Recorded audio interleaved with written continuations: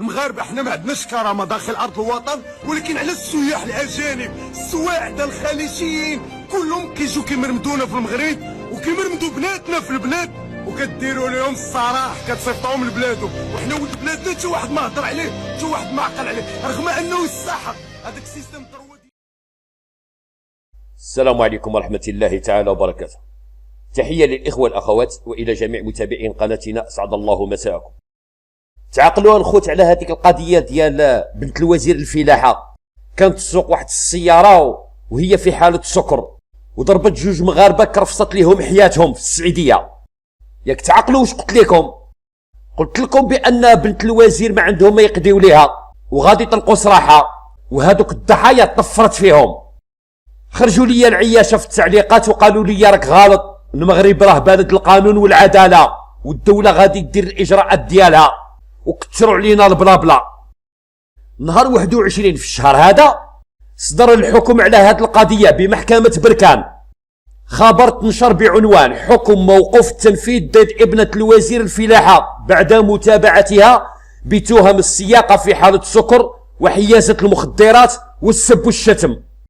نهار اللي داوها رجال الأمن بقات تهدد فيهم وتسبهم، وهاز معها المخدرات وسكرانة وضربت شخصين بالطوموبيل ديالها. وفي الأخير المحكمة طلقوا صراحة وداروا ليها سورسي. بالله عليكم قولوا لي واش هذه عدالة؟ يلا هي العياشة جاوبونا. يا قلتوا لي بأن العدالة غادي تاخذ الإجراءات ديالها وحنا عندنا دولة القانون. اش رايكم في هذا الحكم؟ ممكن تقولوا لي علاش طلقوا صراحة؟ ولا بحيث هي بنت الوزير ياك؟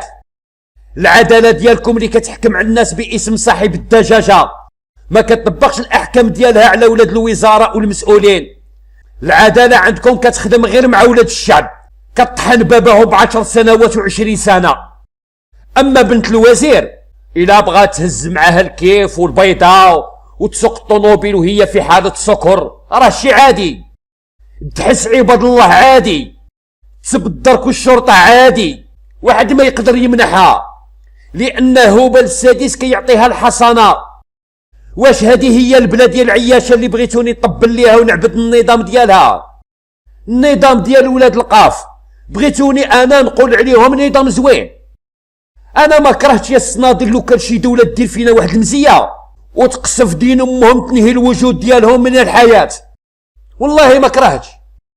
ولد اخ النوش داك النهار صرفق ضابط في الامن، ابو زعيصر تاني هو داك النهار صرفق جنرال داخل القصر، بنت بن كيران طيرت مدير شركه من العمل ديالو وهي شدت بلاصتو. بيتاس الناهق الرسمي باسم الحكومة سرق أموال الحجاج، استولى على 200 هكتار من الأراضي وحتى قرض ما قدر يمنعوه.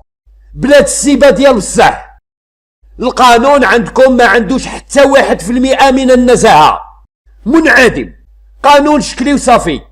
أما العدالة ويلي ويلي، العدالة ديال العهر. نقراو عليكم الخبر وسمعوا مزيان هاد الشوهة. قال لك أصدرت المحكمة الابتدائية في بركان يوم الثلاثاء 21 نوفمبر حكما ضد ابنة الوزير الفلاحة محمد صديقي بالحبس لشهر واحد موقوف التنفيذ، يعني عطاوها شهر سورسي وطلقوا صراحة، بإضافة لغرامة وسحب رخصة السياقة لفترة محددة. وهادوك جوج اللي ضربتهم ودخلتهم للسبيطار هزهم الماء، ربما داك حطوا لهم هما اللي كانوا فوتيف، إلا تعوق شي واحد فيهم خلات على جد بوه. بنت الوزير تبعت بتهم السكر العلني البين والسياقة في حالته، كانت تسوق السيارة وهي حديدة، وحيازة المخدرات والسب والشتم بعد توقيفها في شهر يوليوز الماضي بمدينة السعيدية حيث اصطدمت بسيارة. شفتوا شحال من قضية دارتها دقة وحدة وفي الأخير طلقوا صراحة وكأن لم يحدث شيء. أنعم السي محمد، إنكم في عدالة أمير المؤمنين. قولوا لي يا العياشة، كيفاش بغيتوا هاد البلاد تزيد القدام والعدالة عندها فاسدة والوزير ديالها وهبي في جونيف يقول لهم المغرب يتوجه لضمان حرية المعتقد ومكانة اليهود والمكون العبري في المهلكة؟ ما قال لهمش المغرب يتوجه إلى ضمان الشعب المغربي باش يعبر عن الرأي ديالو بجرأة والدفاع عن قيمة المواطن في المهلكة.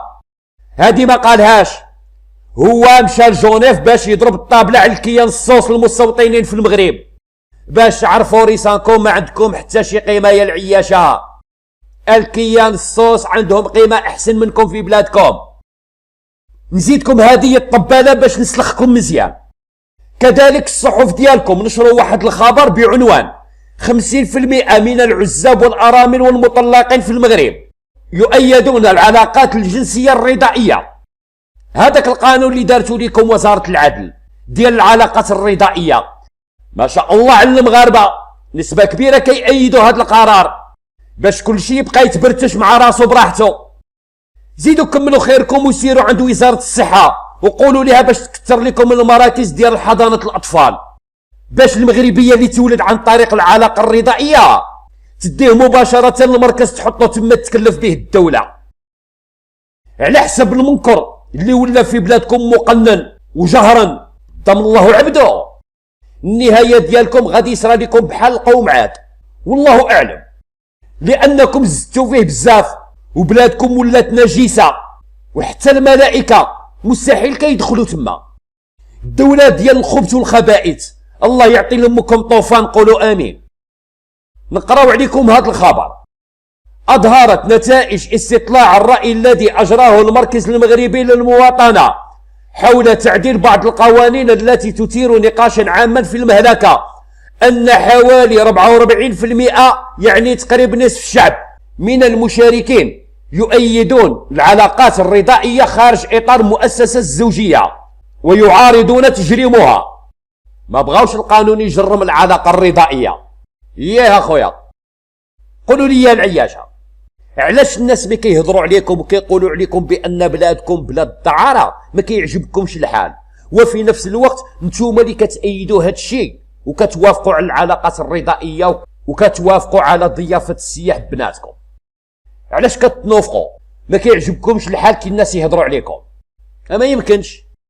الا انت كترضى بهذه العلاقات الرضائيه وكترضى بالمنكر في بلادك يعني انت ديوت، وحنا كنعرفوا بان الديوت ما عندوش النفس. اذا علاش انت كيبقى فيك الحال كي الناس يهضروا عليكم؟